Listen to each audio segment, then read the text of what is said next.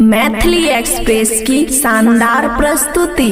सैया नया साल में, सैया नया साल में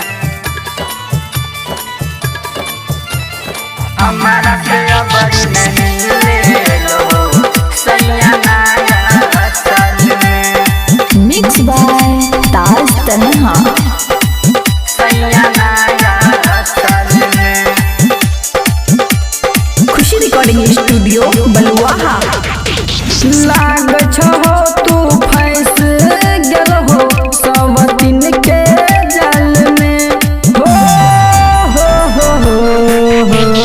लाग छहो तू फंस गेल हो सब दिन के जाल में। हमारा से बड़ी नहीं ले लो सैया नया साल में। हमारा से बड़ी नहीं ले लो सैया नया साल में।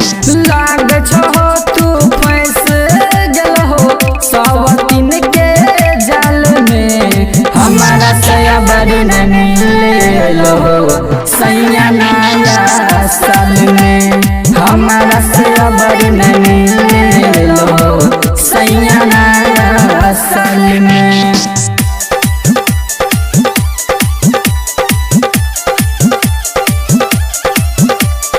हमारा से बड़ी नहीं ले लो सैया नया साल में।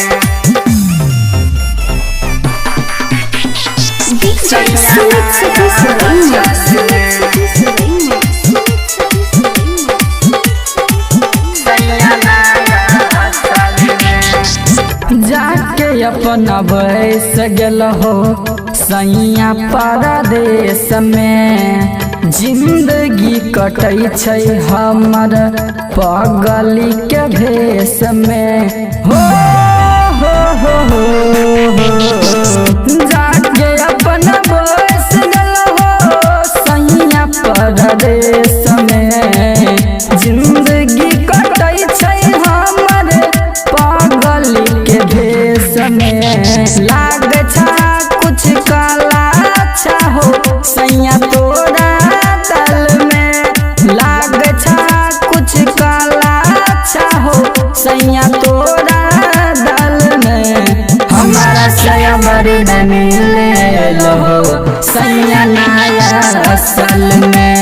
हमारा सया बड़ी नहीं ले लो सैया नया साल में। साल में सैया नया साल में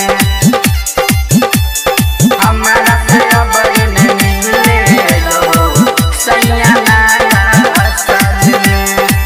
खुशी रिकॉर्डिंग स्टूडियो बलुआहा। फोन पर नहीं कहलो हमारा हैप्पी न्यू ईयर। अबरी पूरे टल्ली में छहो पी के 10 गो बियर। फोन पर नहीं कहलो हमारा हैप्पी न्यू ईयर। अबरी पूरे टल्ली में छहो पी के 10 गो बियर। हर साल सैया कुमार कृष्णा चुम्मा लई रहो गल में। राइटर अजय संजीत चुम्मा ले रहो तू गल में। हमारा से बड़ी नहीं ले लो सैया नया साल में। हमारा से बड़ी नहीं ले लो सैया नया साल में। लाग छहो तू फंस गेल हो सब दिन के जाल में। हमारा सया बड़ी नहीं ले लो सैया नया साल में। हमारा सया बड़ी नहीं